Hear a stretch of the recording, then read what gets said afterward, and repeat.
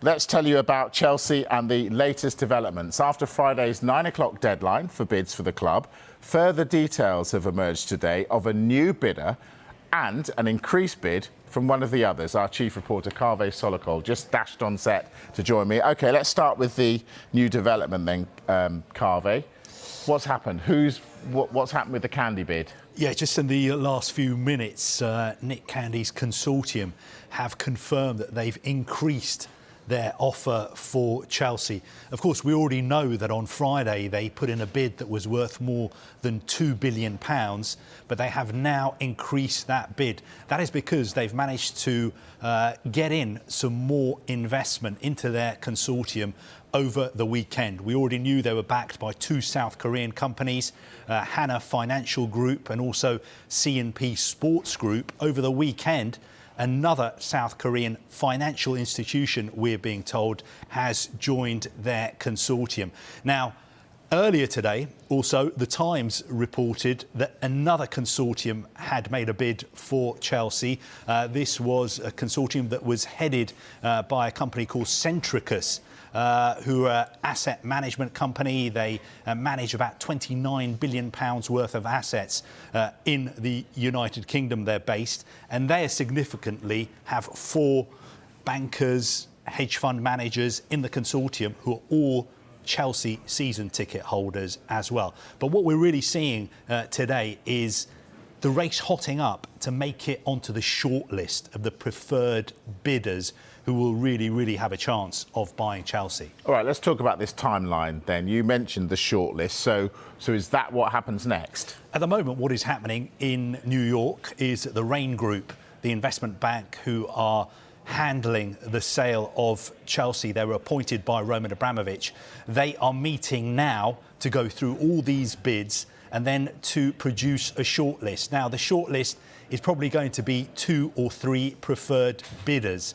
We're expecting the decision to be made on that shortlist either this evening or early tomorrow. And then I think what's going to happen, of course, is the government have to get involved as well because they're overseeing this whole process. They need to be satisfied about where the money is coming from to buy Chelsea and also where the money is going to, because, of course, it can't go to Roman Abramovich. And I think the whole process is going to take weeks.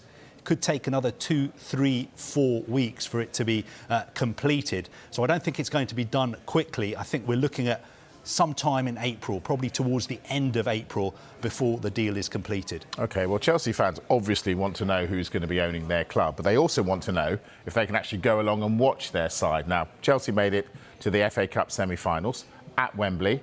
Can Chelsea fans buy tickets? Not at the moment, they can't. But behind the scenes, there's a lot of work being done to make sure that they will be able to buy tickets as soon as possible. Look, the FA want them to be able to buy tickets. Chelsea, of course, as a club, they want their fans to be able to watch them when they're playing. Also, the Premier League and the government are trying to sort something out. We spoke, I think it was last Wednesday or Thursday, about one proposal, which is to bring in a third party to distribute the sale of tickets. That is something the government are looking at. That is a possibility. But as far as Chelsea supporters are concerned, I think the good news is that behind the scenes, everybody wants them to be able to buy tickets as soon as possible. That is definitely the direction of travel. Kaveh, every day a different Chelsea development. Kaveh Solokol for the moment, thank you, our chief reporter. Now, in the light of what's happened with Chelsea and Abramovich, the new owner of the club and how they've made their money will be under extra scrutiny. Pat Nevin played for Chelsea back in the 80s and explained the complexities involved. The leagues have got sometimes is they look around and say, right, we do what is legal, and can you prove someone is not fitting proper persons?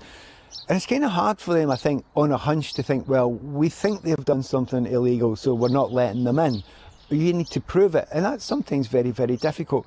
It would be nice if the game didn't have to rely on super hyper wealthy people. Unfortunately, it seems to have gone down that road, and if you don't go down that road, you will be left behind. So if you are Newcastle, if you are Manchester City, if you are Chelsea or whoever, if you don't have huge hundreds of millions at the very minimum, you're going to languish. And that's the question you're asking. Yes, you can have nice owners, and it would be lovely, and that's certainly what I would prefer.